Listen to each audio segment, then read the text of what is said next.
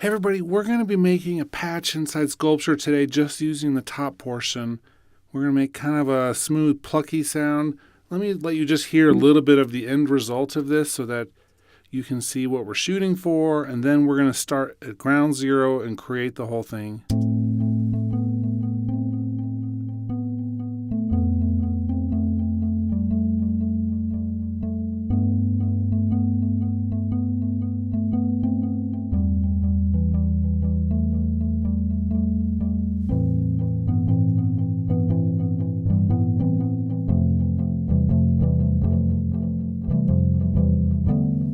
So some interesting tonal quality there. This is a more simple, this is kind of like a grade 1 patch. And as we go over the next couple weeks, we're going to definitely do some more advanced things. I'm still working on the longer Sculpture tutorial, but I just want to get into some patch creation. So first of all, let's actually come in here. We're going to recall the default. Well, not the default. We're going to use a tutorial setting here, the 000 default. Sounds like this. So that's for tutorial settings. That just gives you really nothing set on this at all. And we're going to go through each of the different components in this area and talk about how we got to the other sound. So first of all, we have these 3 different objects, and we're going to use 2 of them. The first one, we're going to switch from impulse to pick.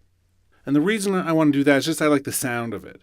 So we have along the edge here 3 different things. We have this velo sense, which is a velocity, how much of the velocity of your keys is going to change the overall strength of this. We have timbre, we have variation, and then actually we do have an overall strength thing as well. So with these and this sound, we are going to leave it pretty much the default, except I do want to change the timbre up just a little bit. And this will make a little bit more sense in a second. But the timbre, the variation, and even the strength all change depending on what object type is selected. It's going to be hard to remember those or memorize them at first, so just hit Command/ on this, and it will open up the help file for it.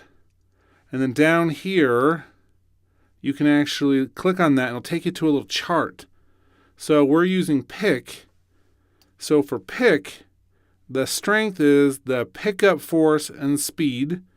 The timbre controls the force-speed ratio. And then the variation controls are the plectrum stiffness. And that'll change for each of those different object types. So just load that up whenever you're doing this for the first few times, and you'll start to really figure it out. This ties, though, into our material. So I'm going to pull this in between nylon and steel, just a little bit above halfway towards the nylon. And we could go with any of the materials, but that's the one for this sound.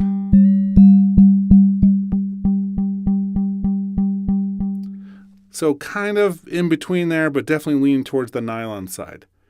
Now I'm going to pull the resolution all the way up and the media loss all the way down. So again, the first couple times you're doing this, don't forget about the help. It will take you into explaining some of this stuff.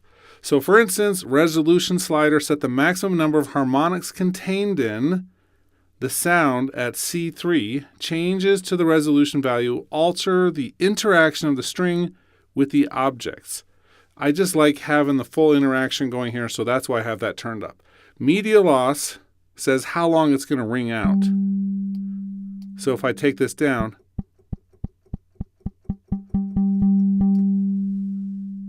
full on like that. Now the tension mod, you can really hear that in the decay, and in some other settings you'll hear it even more. But that's kind of like a tom drum where you hit it and the tone kind of shifts as it goes out in time. So that's all we're going to do for this right now, this section. What I wanted to do next is add an object 2. And for this one we're going to do bound.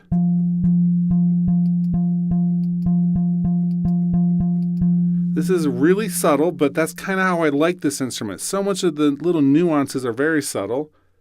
But what this does is it adds kind of like a fretboard. So there's something you push the string against when you're picking it. So we're kind of working in the model of like an acoustic guitar type situation. We're going to change the timbre here up. We're also going to go a little bit up with the variation. And that just adds a little bit more to this. This is kind of how I did it originally.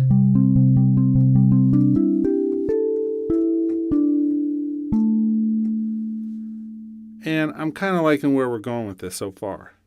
We're not going to use an object 3, but if I did, one of my favorite objects for this would be the bouncing.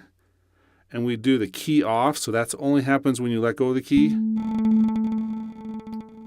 With a nice low. But not for this sound.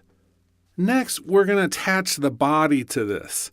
So we come over to our body EQ, and we're going to choose acoustic guitar.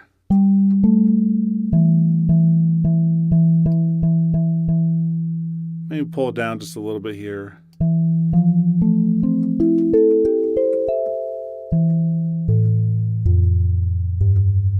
It just changes slightly the character of the whole thing.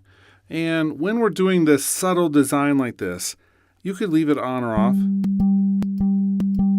It's not going to make a huge difference, but every time you're creating your own instrument, I think that having all these different elements makes it its own sound, even if very subtly.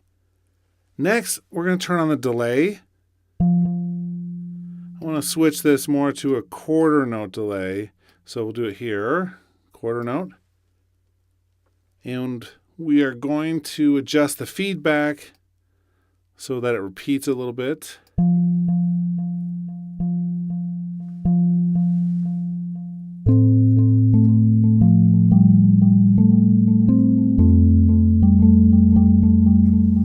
Okay, so you can already hear we're getting closer to the sound of what we had. Although one thing that we haven't done yet is do the stereo spread. This is perhaps one of my favorite things. We can do a key spread, which means the keys you play, it's going to spread it out based on the key note, or a pickup spread. And the pickup spread refers to the A and B pickups down here. So we're going to move this a little bit to get it ready, but we're going to pull the pickup. You click on it and then you drag to add that. And we'll fine tune this a little bit.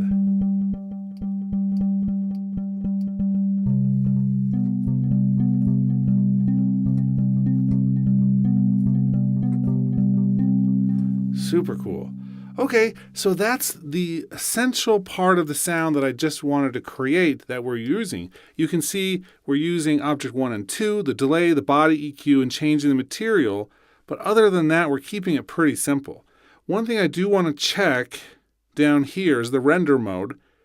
When you reset, it goes to basic, and I almost always use this in the high definition mode.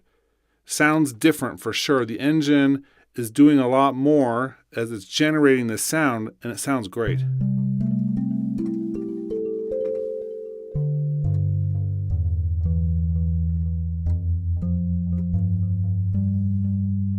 Cool. Okay, so this has been a simple, smooth type Pluck sound, and we're going to be doing more of these over the coming weeks, more complex things. We're definitely going to get down into the morph and the LFOs and the envelopes. But right now, I think this is a good introduction to some of these elements up here, creating a specific sound that I was going for.